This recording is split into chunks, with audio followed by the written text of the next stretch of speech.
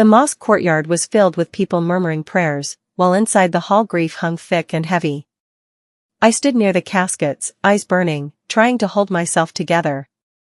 My older sister, Aisha, the one everyone always called the favorite, stood right beside me, dressed in black like the rest of us. She had always spoken as if the house, the family, the whole world belonged to her voice. As I quietly wiped my eyes, she leaned in close enough for the people nearby to hear and said loudly, "Don't cry so hard, little brother. You barely mattered to them anyway." Heads turned. Someone cleared their throat. No one said a word to correct her. She gave a small, almost pleased smile and added, "At least now you don't have to pretend anymore." I said nothing. I folded my hands and stared at the flowers on the caskets. Grief does strange things. It shrinks you when you should be standing tall. After the service, Aisha played the perfect hostess.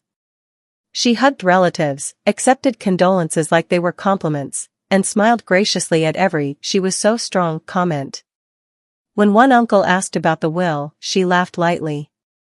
"Oh, that's already sorted," she said, glancing my way. "Some people get memories. Some people get responsibilities." Then she walked off. I stayed until the crowd thinned. Until the chairs were stacked, until the silence settled back in like dust.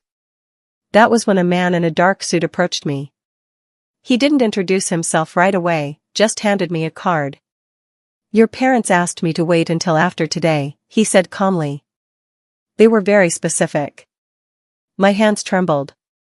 I hadn't expected anything. Not after years of being invisible. Not after the way they let her speak to me without a word of protest. "I'm their attorney," he added. "And there's something you need to hear. Preferably somewhere private." We sat in a small side room. No flowers. No family, just a plain table and the low hum of fluorescent lights. He opened a thick folder. "Your sister thinks she understands the estate," he said. "She doesn't." I swallowed. "She said it was already settled." "It is settled," he replied. "Just not the way she thinks." He looked me straight in the eye. "What your parents did was deliberate. And it's going to shock her." He didn't rush. That was the part that unnerved me most. He adjusted the papers like the words deserved room to breathe. 3 years ago they rewrote their estate plan. He began. "Not once. They came to me several times together. 3 years ago was when Aisha moved back home after her third business collapsed. That was when she took over bills, appointments, conversations, and somehow I was never part of them. They were fully aware of how things appeared," the lawyer continued. "They knew who people thought was the favorite. They knew who spoke the loudest. But they also knew who showed up when no one was watching." My throat tightened. I remembered late-night pharmacy runs, sitting in the car while Mom slept through chemo because she didn't want to be alone. Dad's hands shaking as he asked me to read bank statements because the numbers blurred for him. Aisha had been too busy then. Too important. Too stressed. "She controlled the story," I said quietly. "She tried to control the outcome, too." He slid a document across the table but kept his fingers on it for a moment longer. It wasn't a will. It was a trust summary. My name was everywhere: primary beneficiary, executor, sole decision-maker over the estate's assets. I stared, sure I was misreading. "What about her?" I asked. "She inherits," he said. "Exactly what your parents intended." I waited. He turned the page. "A fixed monthly stipend. Strictly capped. No access to property, no authority over accounts, no right to sell, borrow against, or redirect any asset. And this clause," he tapped the margin, "if she attempts to contest, intimidate, or publicly misrepresent the estate, her stipend is suspended pending review." I let out a breath I didn't know I'd been holding. "They knew she would push," he said. "So they planned for it. Why didn't they tell me?"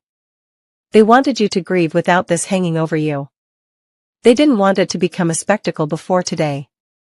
I thought of her words by the casket. Don't cry too hard. You barely mattered. She thought she had won. Yes, the lawyer said quietly. That's exactly why this works. I left the room in a daze. In the hallway, Aisha was laughing with an aunt, already discussing who would get which painting. She saw me and raised an eyebrow. Well? Did the lawyer bore you with paperwork? For the first time in my life, I didn't look away. No. He clarified things. She smirked. Good. Saves us both time. She leaned closer, voice low. I'll let you keep a few sentimental items. I'm not heartless. I almost laughed. Do whatever you think you need to do. That small sentence threw her off, just for a second. Over the next week the calls started. Relatives asking questions she couldn't answer. Banks requesting signatures she had no authority to provide. Real estate agents insisting on speaking only to me. Her tone went from smug to sharp, then to frantic. One evening she cornered me outside our parents' house. What did you tell them? Why are people calling you? I didn't tell anyone anything, I said. They're just following instructions. Instructions from who? I paused. Then told the truth. From Mom and Dad. Her face drained of color. That's not possible, she snapped. They trusted me. They loved us both, I said. But they trusted differently. She laughed too loudly. You think you're in charge now? I didn't answer.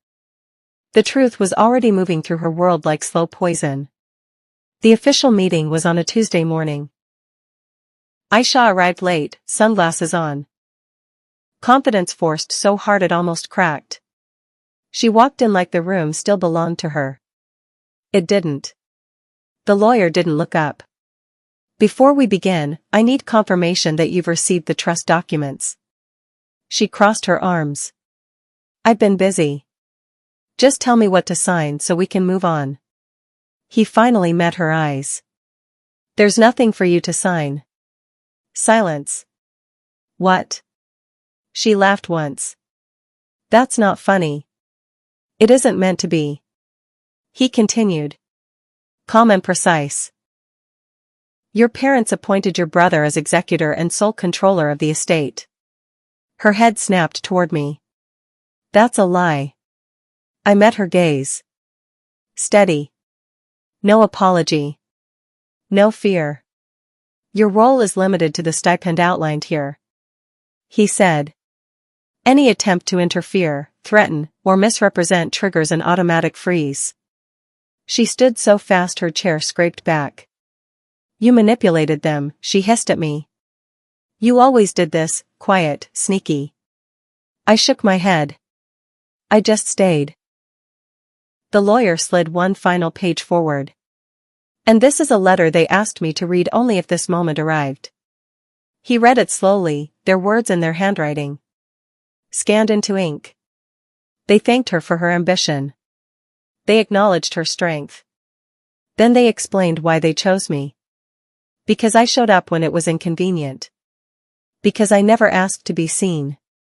Because love isn't always loud. Her mouth opened. Closed. For once, there was nothing left to say. She left without another word. No dramatic exit. No final insult, just the sound of her heels fading down a hallway that no longer carried her name. That evening I stood alone in our parents' house. The light fell across the floor the same way it always had. I didn't feel triumphant. I felt finished. I locked the door behind me and walked away. Some people mistake silence for weakness. Sometimes silence is the loudest answer of all.